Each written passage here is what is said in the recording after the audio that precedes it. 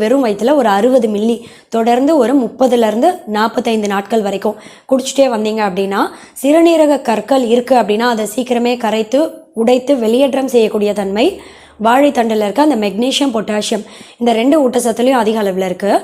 ஒருவேளை kidney stone இல்லை, நான் வரக்கூடாது, ப்ரிவென்ஷனுக்காக எடுத்துக்கிறேன் அப்படின்னா வாழைத்தண்டை வாரத்துக்கு 1 தடவை இல்லை 2 தடவை உங்கள் மதிய உணவில் கூட்டு மாதிரி இல்லை பொரியல் மாதிரி இல்லை சாம்பார் வைக்கிறீங்க அப்படின்னா அந்த இடத்துல நீங்கள் சேர்க்கலாம். சாம்பாரில் வாழைத்தண்டு சாம்பார் இப்படி ஏதோ ஒரு வகையில் இந்த வாழைத்தண்டை உங்கள் அன்றாட உணவில் சேர்த்துட்டே வரும்போது கால்சியம் ஆக்சலேட் ஸ்டோனும் சரி இல்லை சிறுநீரகத்தில் உருவாகக்கூடிய யூரிக் ஆசிட் ஸ்டோன் இது ரெண்டுத்தையுமே உருவாகிறத தடுக்கக்கூடிய தன்மை வாழைத்தண்டில் ரொம்ப ரொம்ப அதிக அளவில் இருக்குது.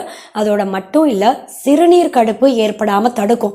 யூரினரி ட்ராக்ட் இன்ஃபெக்ஷனே வராமல் தடுக்கணும் அப்படின்னாலும் வாழைத்தண்டு அடிக்கடி நீங்கள் எடுத்துக்கணும்.